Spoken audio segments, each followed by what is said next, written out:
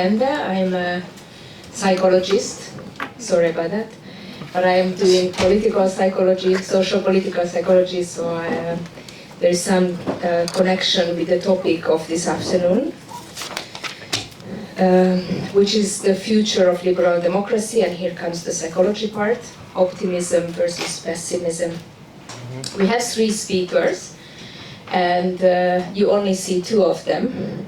So the challenge is whether our 3rd speaker will arrive on time to start his talk. So basically we are going ahead with 2 alternative plans. One is that we have the first 2 speakers and then we collect the questions. If our 3rd speaker doesn't arrive, and if he arrives, then we collect the questions and you can ask them at the very end. So let me start by presenting the first of our speaker, Volodymir Dubovyk. He's the director of the Center for International Studies from Odesa, Mechnikov National University, but he's also based in Warsaw. So, I'll give you the floor and the microphone. Right, thank you. Yeah. Hello everyone, it's good to be here. Of course, I mean, I know the organizer Istvan for many years. He came to Odessa once to one of our events, and then I came to a couple of his events here in Budapest. And my last time here in Budapest was maybe about 4 years ago, I would say, in a room actually across the hall here, in a little larger auditorium kind of room. Where we had an event related to Ukraine, but before the big war yet, organized by CENS, one of the think tanks here, Center for European Neighborhood Studies, with the Central European University, and I've been coming to a number of events at the CEU, including many years ago, of course, when I was coming for the summer programs and so on, and we worked with CEU and so many summer schools in Odessa, and in general we actually did work with Open Society Foundation on so many cases and occasions, and we've organized a lot of HESP summer schools in Odessa, higher education support program, also one of the Open Society Foundations. So it's good to be here today. I actually didn't know that anything is left out of CEU here in Budapest, and now I see that some things are left. I actually visited last year, first time, the Vienna campus, and I talked to some people there. So, and every visit, each and every visit to this beautiful city of Budapest is very rewarding. Any time of the year, it's such a charming city, so it's good to be here today. But the question at hand that we are addressing, the illiberal, populistic trends as we see them and how they are affected maybe by the current Russia's war in Ukraine, and how Ukraine features in that respect, in this context, in terms of facing their own illiberal challenges. I think there are several things to be said. First of all, this problem, this issue maybe manifests itself on 2 sides of the border. One is here in Europe and generally in the West, and how it is affecting support for Ukraine, and another one is in Ukraine itself, and also how it is strengthening the state of Ukraine, or maybe undermining cohesion within Ukrainian society. So there are two geographic spaces, if you like, where you can address this subject of how are we fighting, how we're supposed to be fighting illiberalism and populism. And one thing we need to try to understand, maybe, I mean, I'm not going to spend much time on that because I'm limited, as all of us here, with time limits, but why are we facing this tide right now? I mean, this is a big question for a lot of us. Is it something which is a natural, objective process, just coming to a certain, stage in development of a liberal populist movement where it gets to this kind of peak crescendo, or is it more of a subjective, certain politicians, certain individuals played a role? And I think the answer is probably both. And also at the same time, I think that one word that comes to my mind in terms of assessing the roots of the current tide of illiberalism is a word uttered by Yanis actually in his previous presentation and session, is COVID. I think we should not underestimate the role of COVID in terms of something which was driving up the liberalism, with everything, with people being secluded in their rooms, with conspiracy theories flourishing, with anti-vaccination movement flourishing, with all of those people who were either angry with the governments for not protecting their health and their lives successfully enough or quickly enough or decisively enough, or with those who were not happy with the government interfering with their lives and imposing certain restrictions. And anti-vaccination movement is a very strong movement, a very international one. If we can remember how strong was the presence here and influence here, by the way, of the current Secretary of Health, Robert Kennedy Jr., how he was coming to Europe and actually talking to the many demonstrations here across Europe of anti-vaccination movement at that point of time. So from COVID we went, in Ukrainian case, directly to the war. So I remember clearly how I had one personal touch here, personal memory of mine. I had a birthday party in February of 2020, and suddenly I had this feeling that somehow from now on, I felt it. It was kind of a premonition. Everything's going to be down the hill from now on. And that's exactly what happened, because then you had COVID, you couldn't travel, people started, dying. My own brother barely got away with his life during the COVID because of COVID, and then there was a war. So basically most of us, Ukrainians, we haven't lived a normal life for the last 5 years at least. So from COVID then to wars, and then of wars with all their implications, including inflation, high inflation. But inflation is even more so because of the COVID, and we need to remember that as well. So every time I think when anyone in a liberal populist movement mentions inflation as some kind of a product or result of policies of the traditional elites, you should counter that by saying, well, basically it's a global phenomenon. It's not only for a characteristic of particular countries, and it happened because of COVID. But this whole thing, we need not to forget about it all. And now, of course, there is a Trump factor. We mentioned on several occasions what's happening across the pond, as they say in the United States, but Trump factor is a formidable factor. And in general, I know that one of the reports on our panel today is actually on Illiberal International, but it is such a thing, in sense of how Europeans are influencing Americans with a lot of things in this particular segment of political thinking, including the replacement theory, for instance, and how Americans influence Europeans. Who would have thought that now in Europe you have strong chapters of QAnon movement, for instance, or something like that, which is another thing. So America is influencing with their own conspiracy theories very strongly Europeans, and vice versa.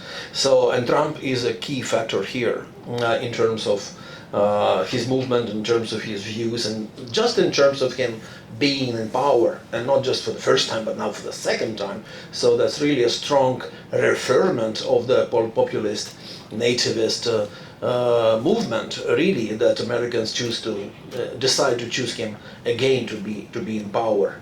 So, but maybe not everything is gloomy indeed. Again, as Yanis has said before, we are, of course, in Ukraine seeing all of it through the prism of how it affects Ukraine, and Ukraine fights for survival. We are seeing signs of Ukraine fatigue here and there, obviously. So we are worried. We are looking through this prism at everything that happens in particular regions or countries, no doubt about that. What matters here in that respect, illiberal populists versus traditional elites, political elites, matters to us enormously in Ukraine. And there are some surprising things, like we actually changed quickly with Yanis also during the break.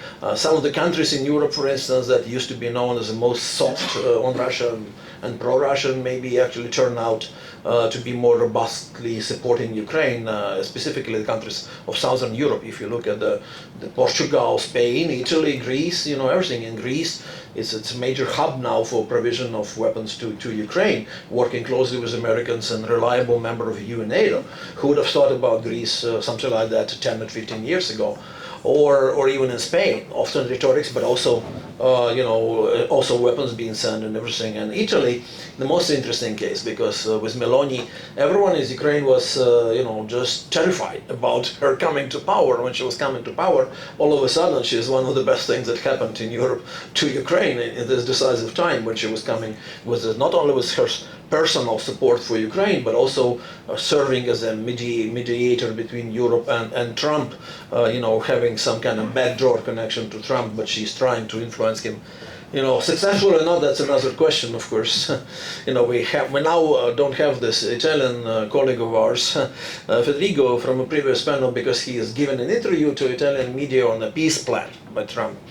Don't get me started here on the peace plan, because, of course, I have things to say, but that's not the subject of my today's presentation.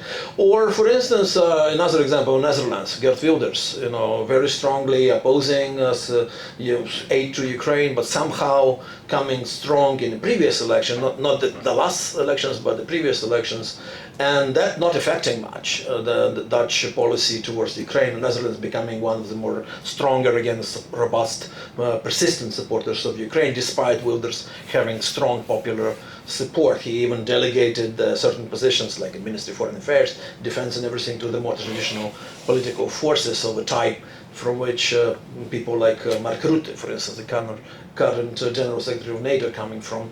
So not everything is gloomy, but things are worrying, of course. On the horizon, what we're seeing, we're in trouble. We are probably in trouble. What is happening here? Are we seeing the triumph of illiberalism? Like we've seen, I remember Fukuyama writing The Triumph of Liberalism. Quite quickly we discovered he's probably wrong. He himself acknowledged on a number of occasions. Well, I kind of rushed maybe with my conclusions about the triumph of liberalism. I was, prematurely making this statement, this analysis, but now I think also it would be premature to say that we are seeing the triumph of liberalism, but there is a trend. There is a certain trend that we need to keep in mind. A lot of people are looking and longing for a strong man. We mentioned that before.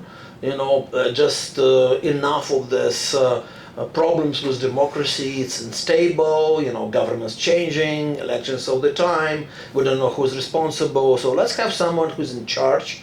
Let's not change someone who's in charge too often. So here and there, everywhere, there is a desire to have someone as a strongman, as a leader, as an iron fist, and something like that. Another thing, of course, is that it's been touched already.